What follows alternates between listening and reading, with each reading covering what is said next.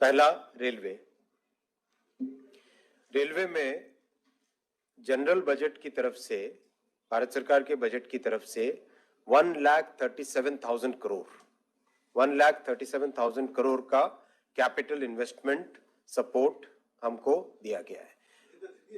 GPS बहुत बड़ा number है और इससे रेलवे के जो लंबे टाइम से इन्वेस्टमेंट के प्रोजेक्ट्स के इन्वेस्टमेंट की कमी के कारण जो प्रोजेक्ट्स रुके हुए थे उसको पूरा करने में बहुत जबरदस्त मदद मिलेगी। जितने सुपर क्रिटिकल प्रोजेक्ट्स हैं, क्रिटिकल प्रोजेक्ट्स हैं, जितने ऐसे प्रोजेक्ट्स हैं जिससे कि रेलवे की कैपेसिटी बढ़े, रेलवे का इंफ्रास्ट्रक्चर इंप्रूव हो, उस सब के लिए बहुत अच्छा आउटले है ये। सेकंड, स्टेशंस के लिए बहुत ही अच्छा एक ब्लूप्रिंट रेडी है जिसको आगे ले जाना है। रिवाइज्ड एस्टिमेट में ही 12,000 करोड़ ऑलरेडी अप्रूव हो गए थे 3 महीने पहले, तो उसको आगे ले जाना है। तीसरा, कैपेसिटी और सेफ्टी के लिए कवच।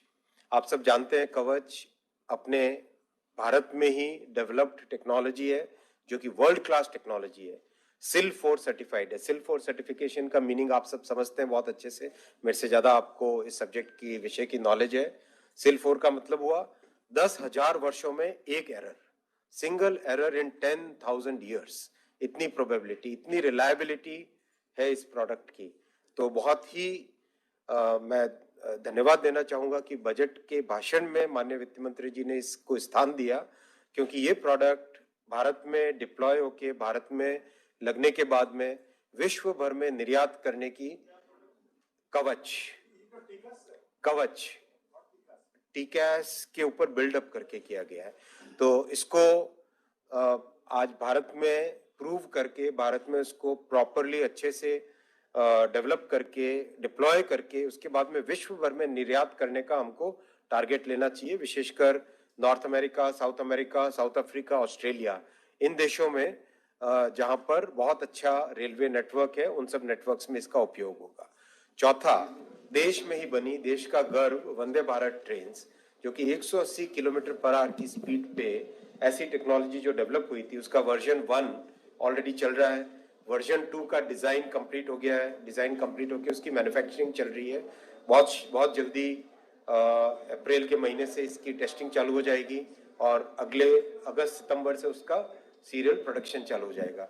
उसका भी अलग नया जनरेशन और तैयार करने का आज टारगेट दिया गया बजट में। तो इसके लिए मैं धन्यवाद देना चाहूंगा कि हमारी सोच एक लेवल से दूसरे लेवल पे तुरंत टेक्नोलॉजी के मामले में आगे बढ़ते जाए हम, क्योंकि इसी से पैसेंजर एक्सपीरियंस बेटर होगा, इसी से सेफ्टी बेटर होगी। एक अच्छी सुविधा, एक अच्छी सर्विस जो हमारे देश में 8.5 करोड़ पैसेंजर्स साल का, जो 8.5 बिलियन, यानी 850 करोड़ हुआ ना, 850 करोड़, 8.5 बिलियन है ना, 850 करोड़ जो साल की ट्रिप्स होती हैं, उसके लिए इस तरह का चेंज बहुत ज्यादा जरूरी था। फिर इसके साथ छोटे उद्यमियों को, छोटे व्यापारियों को, हमारे दूर दराज के क्षेत्र में रहने वाले हमारे आदिवासी भाइयों को, महिला सेल्फ हेल्प ग्रुप्स को, उन सबको किस तरह से जोड़ा जाए रेलवे नेटवर्क में, उसको लेके पोस्ट और रेलवे की सर्विसेज में एक इंटीग्रेटेड वे में सोचने की जो पहल की गई है इस बजट में, वो बहुत ही महत्वपूर्ण है।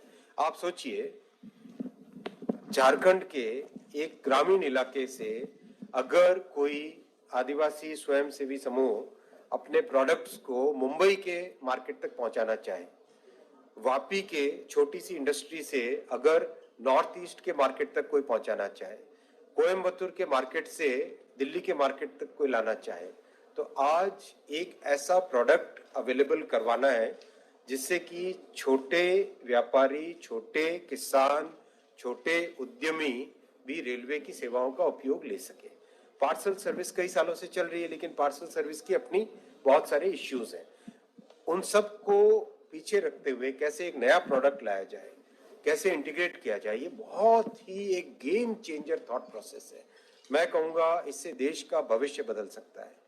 मैं कहूंगा कि देश के इकोनॉमी में जो नीचे स्तर पर लोग हैं, हमारे भाई और बहन, उन सब के लिए एक बहुत बड़ी एक अपॉर्चुनिटी क्रिएट हो सकती है।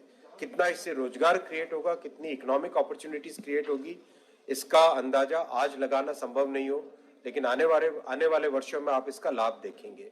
इसीलिए 1.5 लाख पोस्ट ऑफिसेज हमारे, 8,000 स्टेशन, इनको मिला के जो इंटीग्रेटेड थॉट प्रोसेस है, दोनों में कॉमन टेक्नोलॉजी हो, एक कॉमन सर्विस रहे, कस्टमर को सीमलेस एक डोर से दूसरे डोर तक सीमलेसली चीजें पहुंच सके, वो जो थॉट प्रोसेस है वो एक गेम चेंजर थॉट प्रोसेस। मैं मानता हूं कि इस तरह का विजन अमृत काल में ही आ सकता था। माननीय प्रधानमंत्री जी ने जो अमृत काल के प्रणेता हैं, अगले 25 वर्ष हम भारत की आजादी के 75 वर्षों से 100 वर्षों तक